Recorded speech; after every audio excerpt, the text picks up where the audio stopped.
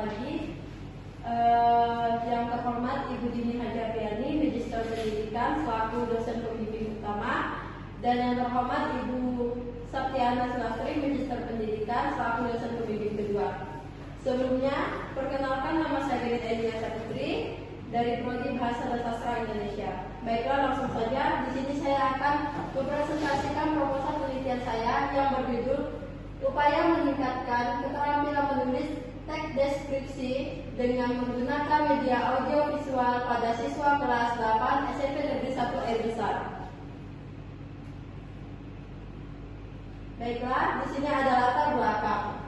Pendidikan merupakan suatu kesadaran yang direncanakan dan berjenjang baik orang maupun negara, yang digunakan untuk mengasah dan menghidupkan kemampuan yang dimiliki seseorang.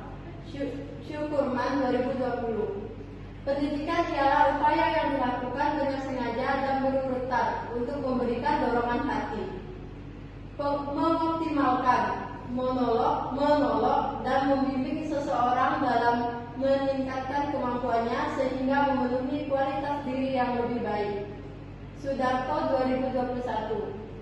Dalam sekolah, strategi pelaksanaan pendidikan karakter dilakukan melalui 4 cara, yaitu pembelajaran, keteladanan, penguatan, dan pembiasaan. Sudrajat 2011. Selanjutnya ada rumusan masalah. Masalah tersebut masih merupakan masalah yang bersifat umum. Agar lebih terfokus, masalah umum tersebut akan dijabarkan dalam sub-masalah sebagai berikut. Yang pertama ada bagaimanakah proses pembelajaran menulis teks deskripsi dengan menggunakan media audiovisual pada siswa kelas 8 SMP Negeri 1 Air Besar. Yang kedua, apakah terdapat peningkatan keterampilan menulis teks deskripsi dengan menggunakan media audiovisual pada siswa kelas 8 SMP Negeri 1 Air Besar. Yang selanjutnya adalah tujuan penelitian. Berdasarkan tujuan umum tersebut, secara khusus penelitian ini bertujuan untuk meningkatkan hasil belajar. Yang pertama, proses pelaksanaan pembelajaran keterampilan menulis teks deskripsi dengan menggunakan media audiovisual pada siswa kelas 8 Negeri 1 Air Besar, SMP Negeri 1 Air Besar. Yang kedua, peningkatan keterampilan menulis teks deskripsi dengan menggunakan media audiovisual pada siswa kelas 8 SMP Negeri 1 Air Besar.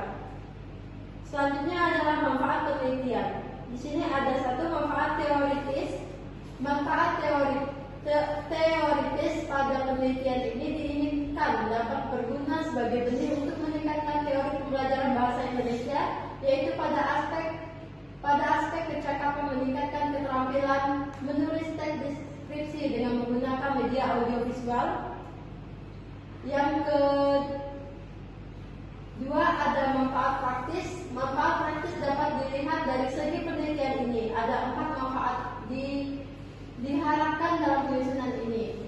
Yang pertama adalah bagi penulis sebagai alat pengetahuan dan meningkatkan diri sehingga penulis dapat mendapatkan hal-hal yang terkini dalam pembelajaran bahasa Indonesia dengan menerapkan media audiovisual pada materi penulis teks deskripsi sehingga dapat menangkap pengalaman penulis dalam penelitian tindakan kelas.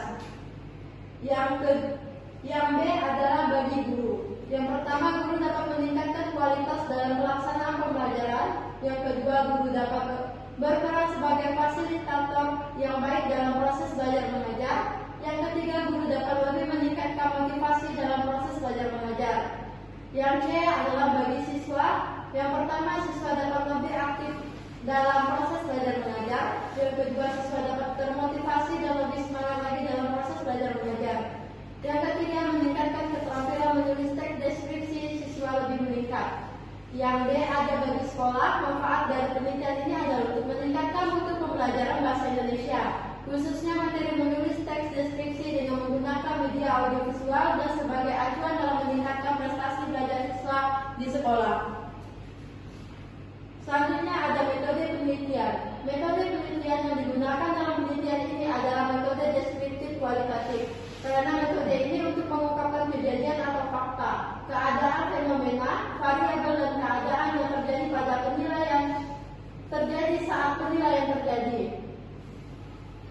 Penelitian ini menafsirkan dan data yang bersangkutan dengan situasi yang sedang terjadi, sikap serta pandangan yang terjadi di dalam suatu masyarakat, pertentangan antara dua keadaan atau lebih, hubungan antara variabel yang timbul, perbedaan antara fakta yang ada, serta pengaruhnya terhadap suatu kondisi dan sebagainya.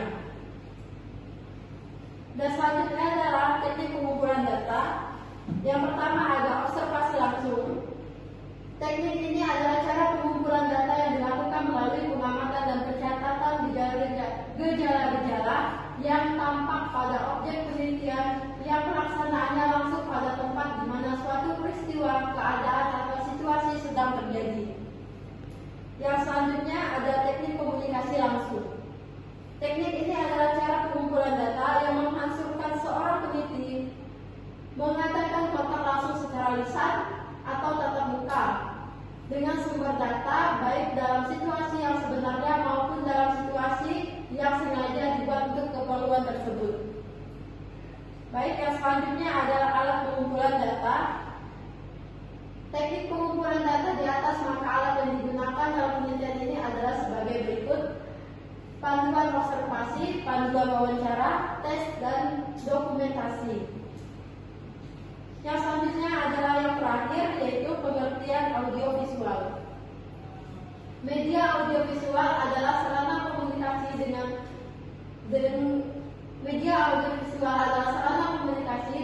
pandang yang meliputi gambar dan suara. Media ini menyajikan informasi di mana audiens dapat mendengarkan informasi dan sekaligus menyaksikan langsung gambar hidup dan suara dari orang yang melakukannya. Penggunaan media audiovisual ini bertujuan memperjelas penyajian pesan dan informasi yang disampaikan, sekaligus dapat melancarkan dan meningkatkan aktivitas, proses, dan nilai hasil belajar. Baiklah, sekian presentasi dari saya. Saya ucapkan terima kasih. Saya Beth Elia Savitri.